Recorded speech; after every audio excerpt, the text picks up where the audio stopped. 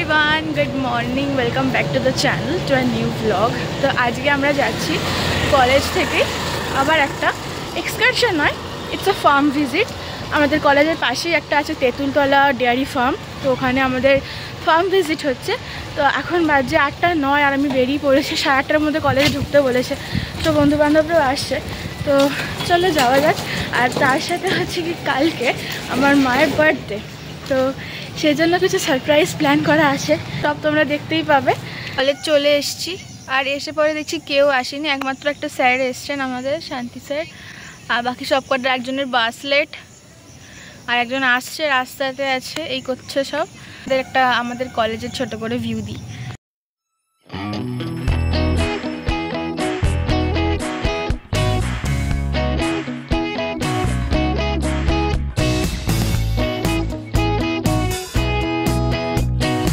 এখানে NCC practice চলছে এখন, এনসিসি।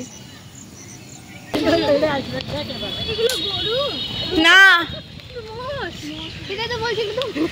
আরে ভাই ডেয়ারি ফার্ম, তোকে কি বলেছে গরুই থাকবে ওখানে? এটা কোন সা ফার্ম ভাই? খামার। খামার আমার ঘরে চলো, আমার ঘরে মনে হয় 7টা গরু আছে। ভাই আমি হ্যাঁ দেখ দেখছি তোকে, চ তো আদর করে। নতুন না, ও ছিল জন্মানোর সময়, হয়ে গেছে এইটুকু হয়ে গেছিল, আমি জানি একদম ছোট। আর এটা হচ্ছে ব্যাচেলর মা।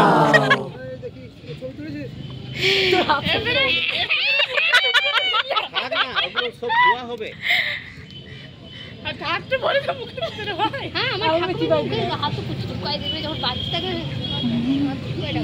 দে আরে দুটো। ও বিস্কুট পছন্দ নয় তার মানে।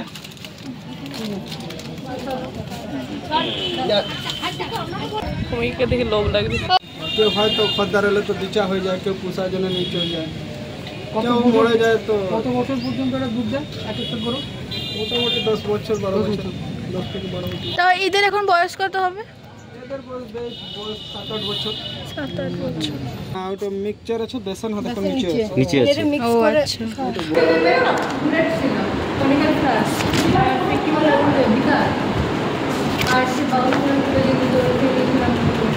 ও স্যার সব আলাদা আলাদা করে নিয়েছে। থ্যাংক ইউ স্যার, আমাদেরকে থ্যাংক ইউ স্যার, আমাদেরকে ট্রিটটা দেওয়ার জন্য।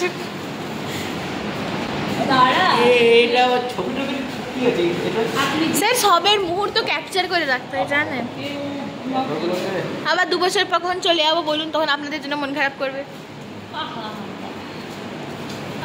এই যে মেয়েটা কত কাজ করছে।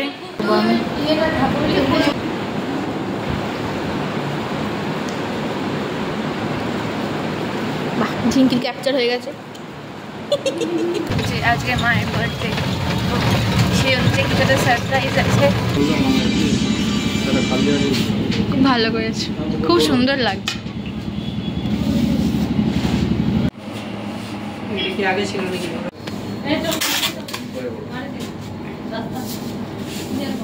তো আমি কেকটাও এখন নিয়ে নিয়েছি, এবার শুধু বাড়ি যাবে। বাড়ি গিয়ে ভাবছি এর দরজাটা আজকে মা না খোলে, মা যদি দরজা খোলে তাহলে আর আমার কিছু বলবার নেই, ছবি দেখতে পাবো। আর বাড়ি দাদু বা দিদা যদি খোলে তাহলে অসুবিধা নেই, আমি টুক করে একটা অন্য ঘরে, মা যে ঘরে থাকবে না অন্য ঘরে নিয়ে চলে যাবো।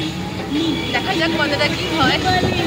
আমি সেরকম কিছু ডেকোরেশন করবো ভাবে, বেশি কিছু করলে মা ধরতে পেরে ব্যাপারটা। তুমি জাস্ট কটা বেলুন এনেছি, বাস করলে আমি ছড়িয়ে দেবো ঘরে, তার কিছু বেশি কিছু করবো। কারণ ধরতে পেরে গেলে না সেই মজাটা আর লাগে না, প্রথম থেকে জেনে গেলে সারপ্রাইজের মজাটা থাকে না। আই হোপ মা না খুলে দরজা, কেকটা ঠিক থাকলে হয়। বাইরের থেকে লোক আছে, দাদা মনে হয় দোকান গেছে, তাই লুকাবো, খুঁজে পাচ্ছি না।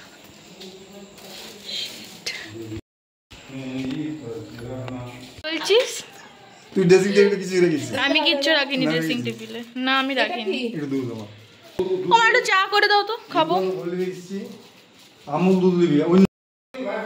মানে আমি আমার দাদুকে কি বলবো, আমি ঘরে ঢুকছি আর দাদা দোকান গেছিলো বললাম, দাদাও ঢুকছে, আমাকে ড্রেসিং টেবিলে কিছু লুকাতে দেখেছে, বাট আমি লুকাইনি। দেখো এইখানে রাখা আছে, আমি ড্রেসিং টেবিলে কিছু ঢুকিয়েছে, আমি দেখতে পেয়েছি, মানে কী বলবো। বাট যাই হোক, আমি জানি আন্দাজ পেয়েছে, আমি এখন কিচ্ছু বলবো না কী আছে না আছে। ভাবি গিফট আছে মেবি, কিন্তু আমি কিছু বলবো না কী আছে। কিছু নেই, যাও, কিছুই নেই।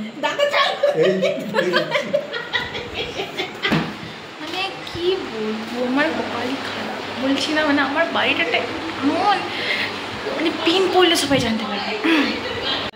এখন বাজছে 11:18, আর আমি এখন এসেছি বেলুনগুলো সাজিয়ে নেবো হালকা ফুলকা। বাট মা এখনো কিছু আন্দাজ পাইনি যে আমি কে কিনেছি। মানে আন্দাজ আছে যে কিছু একটা করবো, বাট কী করবো এখনও সেটা বসে এখনো আন্দাজ নেই। বেলুনগুলো নিয়ে ঘরে যাবো, কারণ এই ঘরে রাত্রেবেলা কেউ আসবে না। আমার বাড়ির লোক সবাই খুব ম্যাড় কোনো মানে ম্যাড় নয়, মানে এক্সাইটমেন্ট ওটা বাড়িতে মানে শুধুমাত্র আমারই আছে, আর কারণ নেই। দাদু তো ছেড়েই দাও, বয়স হলে যা হয়। তো আমি ওদেরকে চাই না ট্রাভেল দিয়ে রাত্রেবেলা শুয়ে পড়েছে, ওরা উঠে আসবে।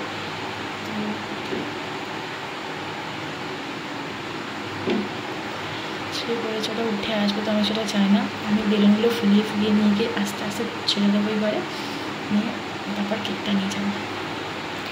আর এই যে মায়ের কেক।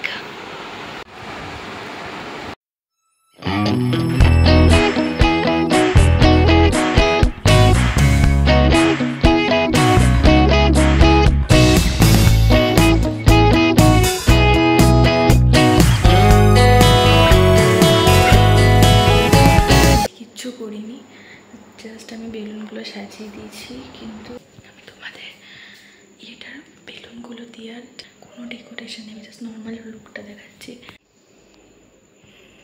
এটা হচ্ছে ফাইনাল লুক।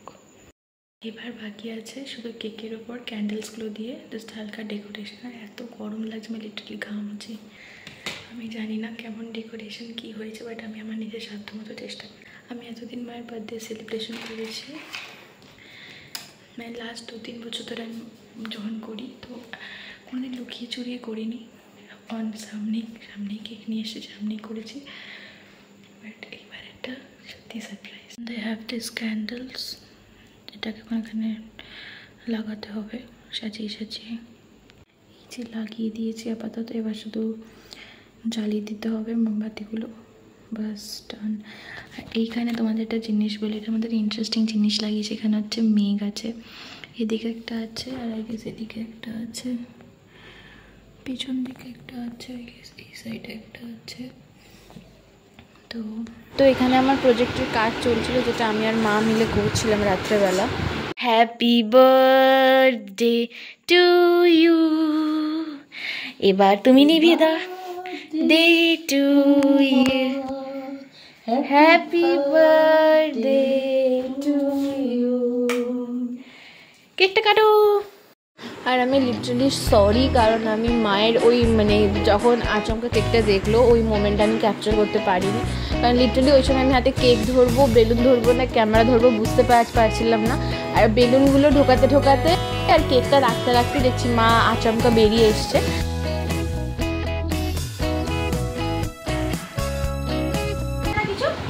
না আমি কুচি খাওয়াই নিতাম, এটা ভালো লাগে।